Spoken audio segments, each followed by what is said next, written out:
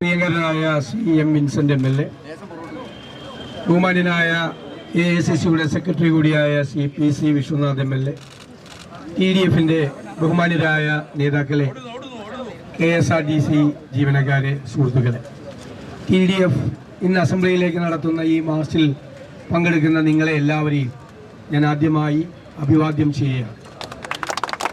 KSRTC എന്ന പൊതുമേഖലാ സ്ഥാപനം കേരളത്തിലെ സാധാരണക്കാർ ആശ്രയിക്കുന്ന ഈ സർക്കാർ വണ്ടി, അത് നടത്തിക്കൊണ്ടുപോകുന്ന ഈ സ്ഥാപനം കഴിഞ്ഞ കുറേ വർഷങ്ങളായി ഗുരുതരമായ സങ്കീർണമായ പ്രതിസന്ധികളിലൂടെ കടന്നു പോവുകയാണ്. സാധാരണക്കാരൻ്റെ വാഹനമാണ് KSRTC. സാധാരണക്കാർ ജോലിക്ക് പോകുന്നത്, അവർ കൂലിവേലയ്ക്ക് പോകുന്നത്, അവർ ആശുപത്രിയിൽ പോകുന്നത്, അവരുടെ കുഞ്ഞുങ്ങൾ സ്കൂളിൽ പോകുന്നത്, എല്ലാ പാവപ്പെട്ടവരുടെയും വാഹനമാണ് KSRTC. എന്നാൽ ഇന്ന് എവിടെ എത്തി നിൽക്കുന്നു?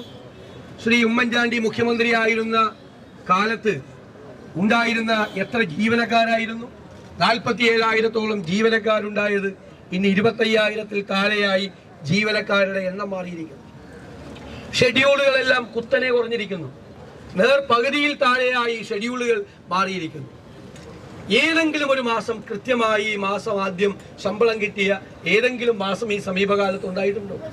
കൃത്യമായി ശമ്പളം കൊടുക്കാൻ കഴിയാതെ, കൃത്യമായി പാവപ്പെട്ടവർക്ക്, റിട്ടയർ ചെയ്തവർക്ക് പെൻഷൻ കൊടുക്കാൻ കഴിയാതെ, മുഖ്യമന്ത്രിയും മന്ത്രിമാരും മാറി മാറി വാക്ക് കൊടുത്തിട്ടും ഒരു മാസം പോലും കൃത്യമായി ശമ്പളം കൊടുക്കാൻ കഴിയാതെയാണ് നിൽക്കുന്നത്.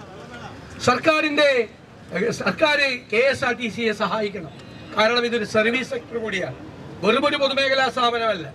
സാധാരണക്കാരായ പാവങ്ങളായ ആളുകൾക്ക് ഏറ്റവും ആശ്രയിക്കുന്ന അവരുടെ യാത്രാ മാർഗം കൂടിയാണ് KSRTC. അപ്പൊ സർക്കാർ സഹായിക്കണം. ആ ആവശ്യമായ സഹായം സർക്കാർ നൽകുന്നില്ല എന്നതാണ് നമ്മുടെ യാഥാർത്ഥ്യം. മാത്രമല്ല, ഇവിടെ നടക്കുന്ന അഴിമതി എന്താണ്? സ്വിഫ്റ്റ് ബസ് വാങ്ങിച്ചതിൽ വലിയ കോടിക്കണക്കിന് രൂപയുടെ അഴിമതി നടന്നു. നിങ്ങൾക്കറിയാം, സ്വിഫ്റ്റിന്റെ ബസിന്റെ ചെയ്സ് ഇപ്പോഴും പൊട്ടുകയാണ്. 2 കൊല്ലം ആയില്ല, ചെയ്സ് പൊട്ടുകയാണ് പല സ്ഥലത്തും.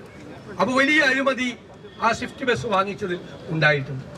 ETM മെഷീനുകൾ വാങ്ങിച്ചത്, ടിക്കറ്റ് മെഷീനുകൾ വാങ്ങിച്ചത് 2 കൊല്ലം ആകുന്നതിന് മുമ്പ് തന്നെ നിങ്ങൾക്ക് എല്ലാവർക്കും അറിയാം, എന്നേക്കാൾ നന്നായിട്ട് അറിയാവുന്ന ആളുകളാണ് നിങ്ങളെല്ലാം.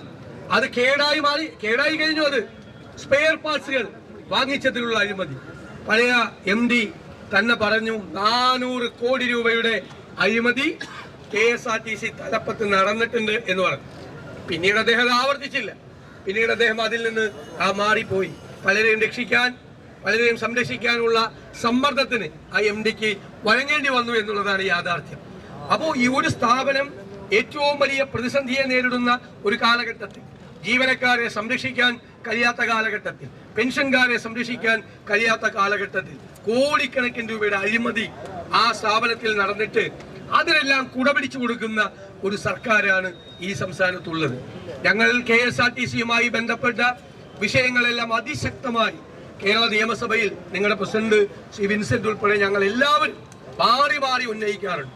ഒരുപക്ഷെ ഈ പ്രതിപക്ഷം KSRTCയുടെ വിഷയങ്ങൾ നിങ്ങളുടെ വിഷയങ്ങൾ ഉന്നയിച്ചതുപോലെ മറ്റൊരു കാലത്തും എല്ലാ അവസരങ്ങളിലും, തെരഞ്ഞെടുപ്പ് പ്രചരണങ്ങളിലും, നിയമസഭയ്ക്കകത്തും നിയമസഭയ്ക്ക് പുറത്തുമെല്ലാം KSRTC ജീവനക്കാരുടെ പ്രശ്നം ഉയർത്തി ഞങ്ങൾ സംസാരിച്ചിട്ടുണ്ട് എന്ന് ഞങ്ങൾ അഭിമാനത്തോടു കൂടി പറയാൻ ഈ അവസരം വിനിയോഗിക്കുകയാണ്.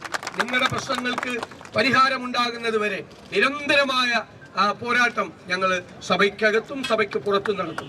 ഈ സ്ഥാപനം പാവപ്പെട്ടവരുടെ സ്ഥാപനമാണ്.